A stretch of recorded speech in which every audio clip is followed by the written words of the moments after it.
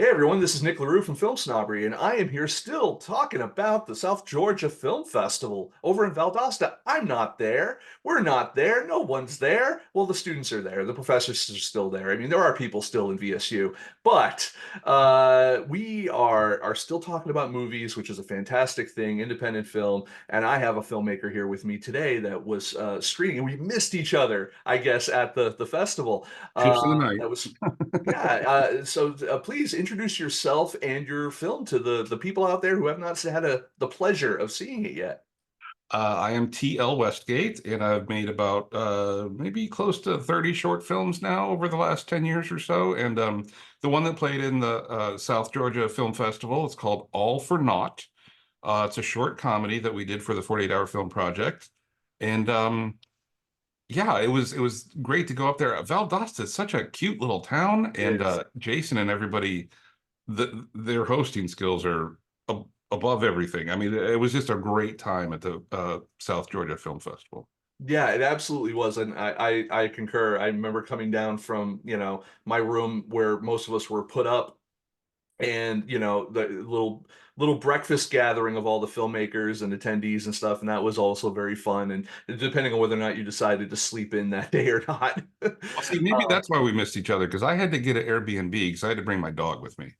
Oh, well. First of all, that's great. I thought about bringing my dog as well, because the Wingate that where they had us, they did accept animals. I just didn't know what their situation was. I thought about bringing like even my wife. My wife works remotely, so I was like, oh, maybe we'll just bring everyone. But at the same time, it's like, well, what are you going to do all day? I'm at a festival. You know what I mean? Like that's kind of and I'm the one with we drove down. I drove down, so it's kind of like I'm the one with the transportation too. So like it's a whole thing. But yeah, so I'm glad to hear you had a great time at the festival. I did as well. I mean, yeah, Jason did a great job, and next year hopefully bigger and better and all that every year.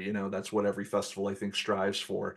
So 48-hour film competitions, I've always loved those because I love the creativity that comes out of them, and I also that's some really cool movies that come out of it. You've done these a couple of times, right?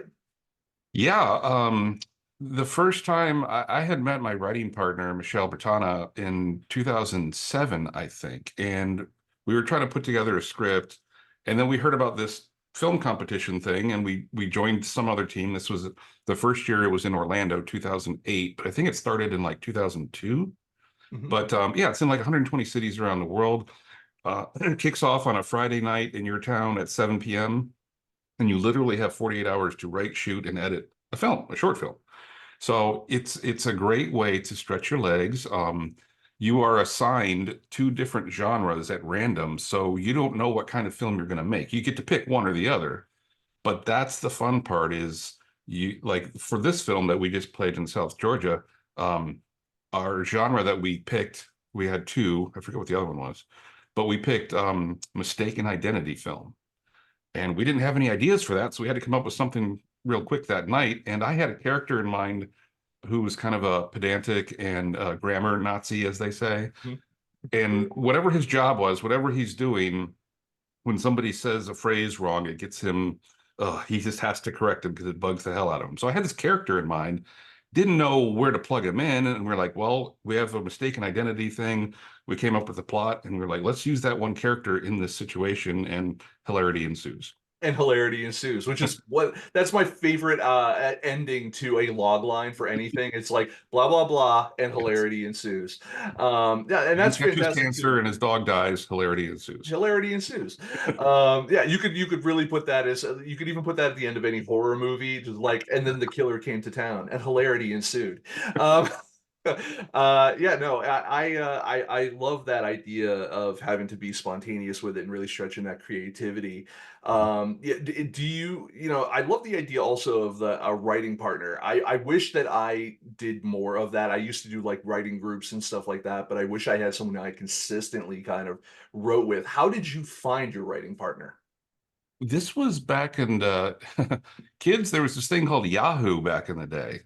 And being, a film guy, I went to school for media production and I was doing corporate video and, I knew how to shoot and edit. And I was an actor as a kid on stage in Little Naples, Florida, not Broadway or anything. And it was around 2007. I found some Yahoo script writing Usenet group, and somebody else was there. This is Michelle, and we were like, oh, we're in the same city. You want to meet up for coffee and talk some ideas? And we met and started coming up with an idea. We had a short film. We were casting for it, and that's when this 48-hour thing popped up in that same Yahoo group. Somebody mentioned it, and we're like, well, let's put this aside for now and go meet some other people and try this film thing.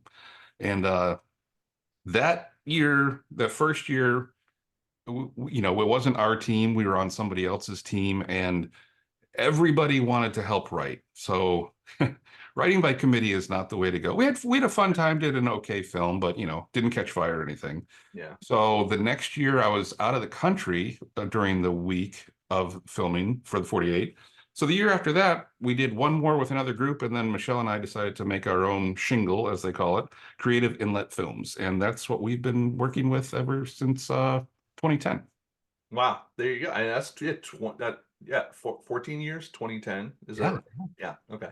I don't know what year it is anymore. They all tend to start to like some years are like, wow, it's already, you know, March, April, May, June. And then there's other ones where I'm like, it's only March, April, May, like, you know, and some years that's the same year. But There are some months that are a long year. yeah. What's the 30 Rock quote of like, oh wow, it's been a really long week, you know, lemon, it's Tuesday. You know. So yeah, tell us a little bit more about you know, do you one genre that I actually find a lot of people seem to struggle with in terms of getting into festivals and stuff, and you seem like you've been fairly successful so far, is comedy. And do you find that it helps to mix your comedy with a little bit of another genre, whether it's horror, whether it's, you know, a dramatic you know, dramedy type of thing, or something like that, or you know, do you find that like, no, if I stick with pure comedy or I stick with pure this, pure that, like I better my chances? Because I find that, yeah, like I said, festivals tend to not really choose a lot of comedy. They tend to go for drama or genre, horror, you know, stuff Mhm. like that. Thoughts? Yeah, I hear when I tell people, yeah, I make comedy films, mostly, they're always like, oh, comedy's so hard. And I always say, comedy is not hard, but you may not think I'm funny. Yeah. So, especially and in terms of like mixing the genres, like you just said, our film that just played in South Georgia, it starts off very dramatic, intense, and you don't know it's a comedy until it starts to go sideways. The turn, So yeah. I like doing, misleading people and then bringing them around sometimes. Yeah, we did the same thing kind of with a short horror comedy a couple years ago where I played an extra in the film who was self-aware, and he realizes, wait a minute, nobody's said my name yet, so I don't know my name. And then that it just kind of skewered filmmaking and tropes. And I was the one guy who was like, are you all serious? So we kind of have fun with it. That's our sort of comedy.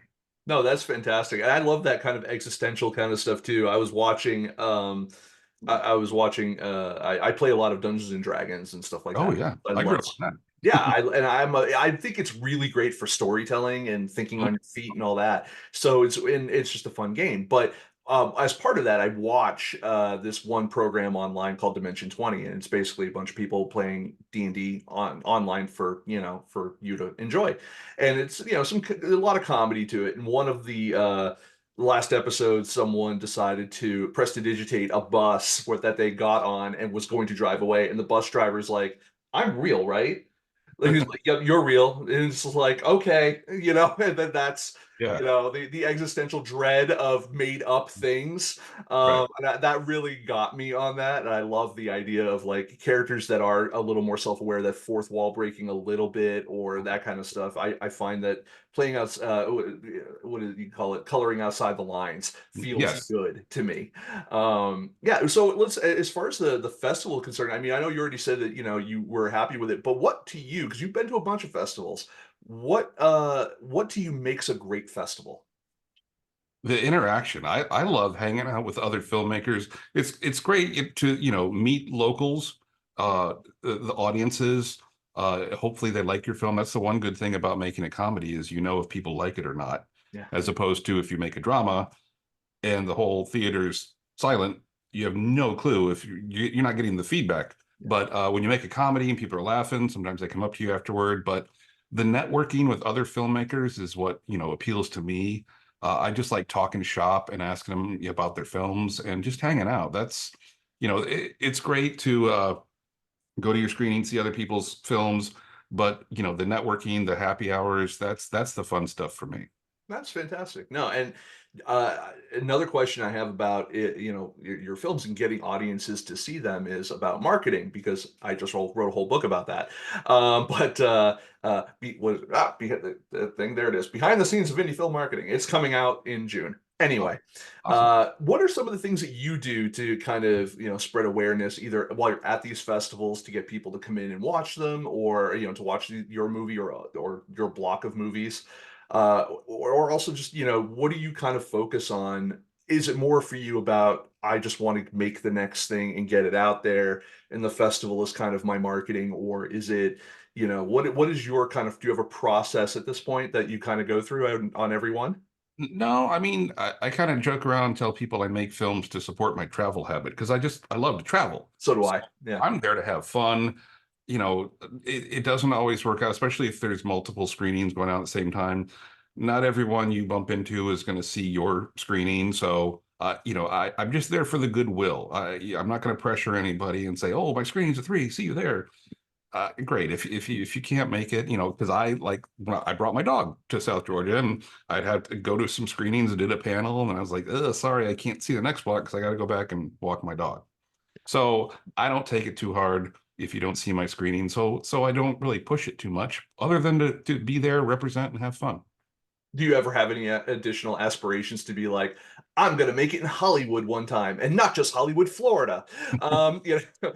Anything like that, or is it one of those just like, you know what, man, I just enjoy doing what I'm doing right now, and if something happens with it, great, and if not, like I'm out here still having a good time, I'm meeting people, and I'm getting to make the stories I want to make. Like, what's your take on that?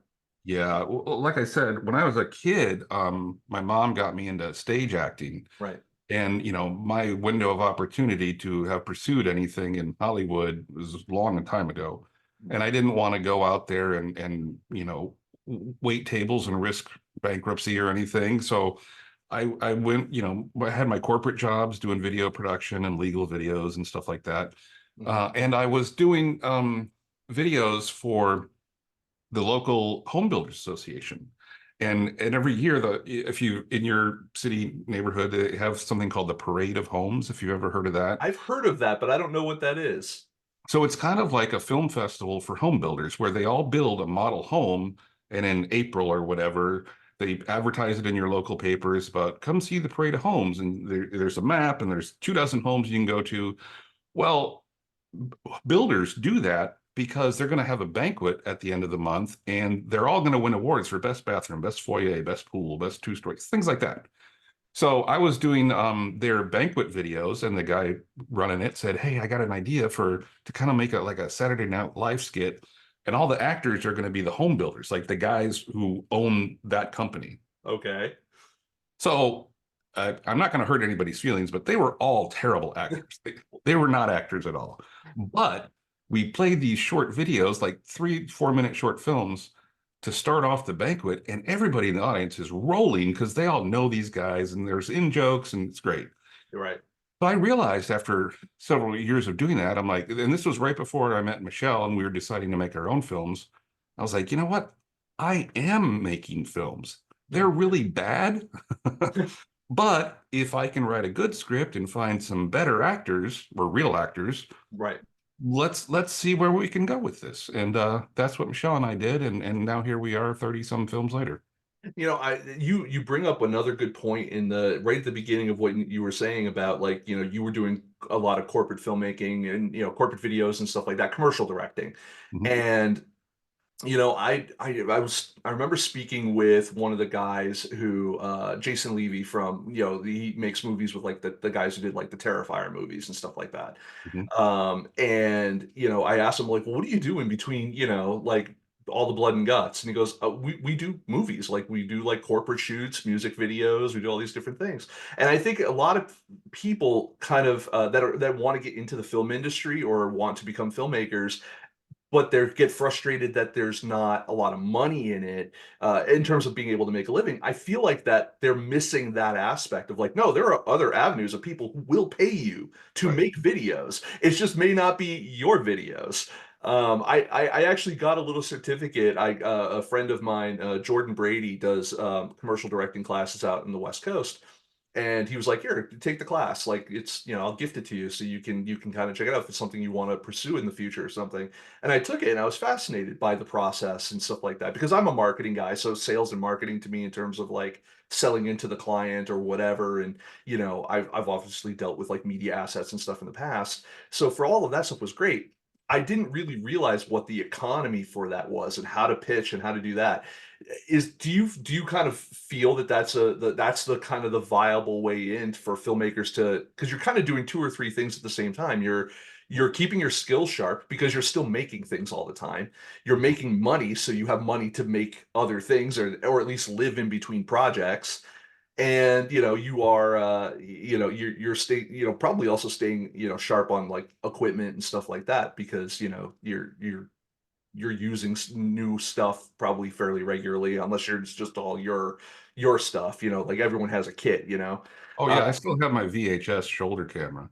Love that. That comes in handy. Believe it or not, that definitely comes in handy when you're shooting like, oh, I want to shoot like this old style footage and then we'll import it in or something like that. Not like filters are great, but Right. nothing beats the actual look if you can. But do you look at that as all like a real viable way of like, if you want to be a filmmaker, but like you can't be a filmmaker 24/7, financially speaking, is that the way in? Is that the big secret? That's a good way in. That keeps you nimble, keeps you honed because you're still shooting. And even though you may be dealing with a corporate script that, somebody wrote at the corporate level, recall on many of the corporate sets where I'm like, as the outsider who doesn't know this product or what they're talking about, I was a good script doctor because I could say, well, wait a minute, if that doesn't make sense. Maybe it makes sense to you guys, but to the audience that you're trying to capture who don't work for you, I need to hear this in order to understand it. So it's a good way that you can push into your own script writing, figuring it out.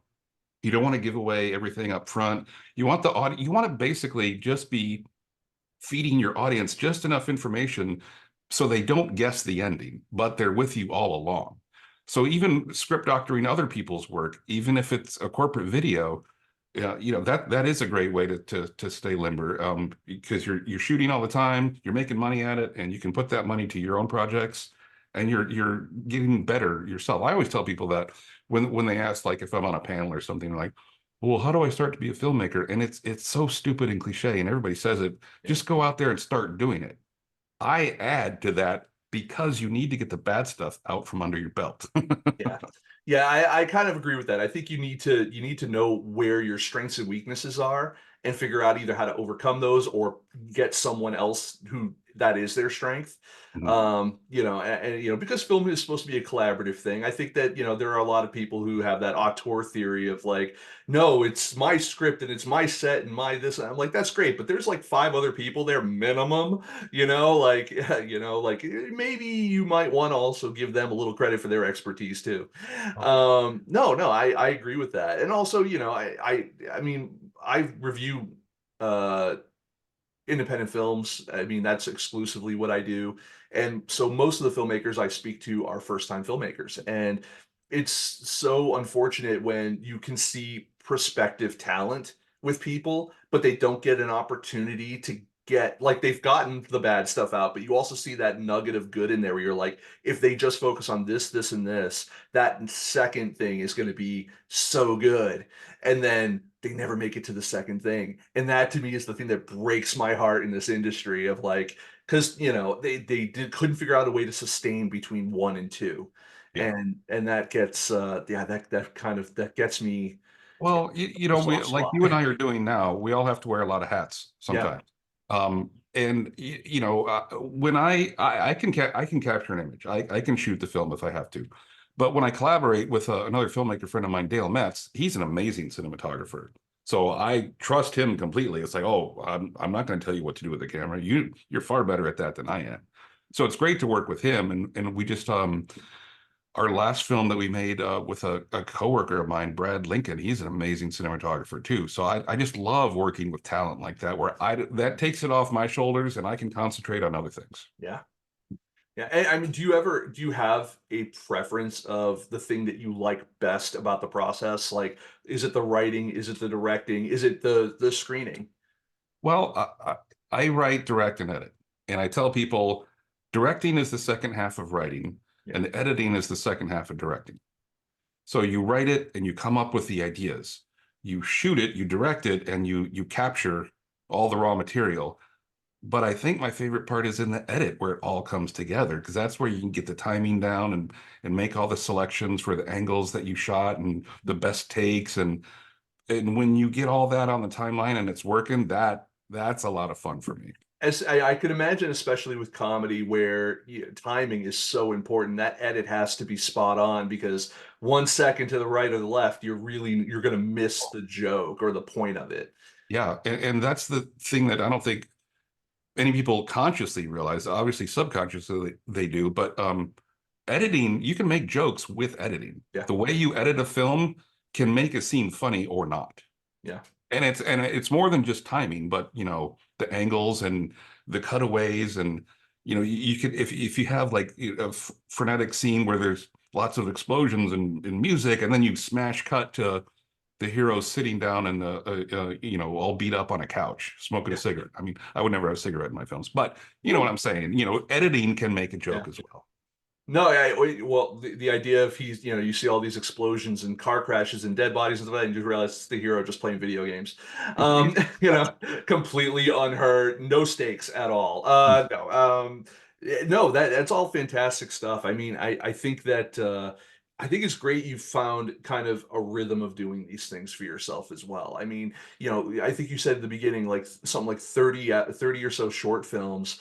That is more than most people get out in an entire career, never mind, that, and then also, the corporate stuff or the commercial shoot stuff as well. So, that's really fantastic. I mean, do you already have like the next couple of ideas in your head where you're going to go next, or is it you're going to wait for the next 48-hour film fest, or what do you know what you're going to do next, or is it kind of just traveling right now? Yeah, we did like the film that was in South Georgia we made in 2022. So it's at the end of its journey here, the last couple festivals. And we just shot something August of last year for a 48. Oh, Actually, two. We did it in Orlando and we did it in Miami. So one of them's a drama, one of them's a comedy. It gets expensive submitting films to festivals. So I'm targeting certain festivals for the drama, certain ones for the comedy, as opposed to if I have one film out a year, that's where I'm going to try my luck. So I'm targeting festivals a little more this year. Um, so I've already got two films in the can that I'm pushing out and around. So as for what I'm going to shoot next, oh yeah, Dale Metz, we have an idea for a sci-fi drama. nice. And he not only is he a great cinematographer, but he does all the 3D CGI stuff too. Gotta love that. Yes. So it's a small character piece. It's not, space battles or anything, but we'll be shooting that probably late spring. That's awesome. No, that's fantastic. No, and yeah, it's nice to be able to be versatile and play with various things. I had a short film that I was hoping to shoot this year in France. It was something I wrote. I actually had a director who was all set up and lined up to do it. Who also, again, same thing. Like he was a VFX guy, and I'm like, well, that's perfect because there's like a couple of real specific scenes that are you're going to need some VFX for. And I'm like, thankfully, we won't have to farm that out. So. Ah, I was like, fantastic, gonna save some money. And then he's like, I got a gig I could not say no to, and because it's gonna be like my whole year. And I'm like, I absolutely cannot fault you for that. Get that paper, like you do you. But oh, it was such a bummer because I was like, I was like, doing what is a mostly silent film in a foreign country will make that feel even more eerie and displaced. And mhm. so I was really looking forward to it. But that said, hey, who knows? In the future, maybe something else happens. Well, you've reminded me of that guy Dale and I. We went to a festival, Filmapalooza in Paris in 2018, and he was going to bring his Black Magic camera, and he's like, "Let's while we're there, let's one day go down to the Eiffel Tower, and we'll get you talking on a cell phone. We may use that for a film in the future. Who knows?" Yeah. So we did that, and I stood around. And I was like saying, "Oh, I love you and I miss you," and then I did a take where I'm like, "Where's the bomb?" or do all sorts of weird lines. We had no Right. idea how we were going to use this. And I think it was 2022 ish. We finally had a spy thriller, and I was like, I had to look through the footage. I'm like, there's this one line that would be perfect, and we finally got to use it. So my advice to filmmakers is make your films, put them in festivals, go to those festivals, and if you can do it while you're there, capture some stuff, especially if you're in a foreign country. Oh yeah. People ask us every time that film played, like, did you really go to Paris to shoot one scene? And we're like, well, sort of. I mean, we really were there, but it wasn't Yep. just for this one scene. So capture those images while you can. No, you're absolutely right. Like the idea of like insert shots and stuff like that, that will good. Or it's always good if you get that where like there's a scene where you're panning through and you have something playing on a TV in the background.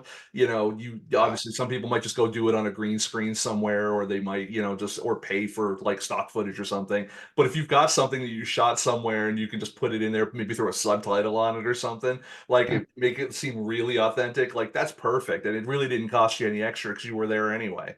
Yeah, and all of our, people who know Dale and I and how good he is with the 3D CGI, they were like, "Wait, was that green screen?" So we're like, "Nope, nope, we really were there." That's fantastic. Well, I look, I know you're a busy guy. You're the Mr. World Traveler over here with the films. So I'm gonna let you go now. But I want to thank you again for coming down to the South Georgia Film Festival and all of that, and also for connecting with me after the fact so we could sit down and we could talk about your movie and talk about your career and what you're up to. I'd love it. Thank you. No, I appreciate it, man. This has been a great time. Fantastic. All right. Well, I'll see you around the festival circuit, hopefully, and until then, bye to everyone else who's out there, and hopefully you go see this guy's movies. He's got all of them. He's got all the movies. All of them. All of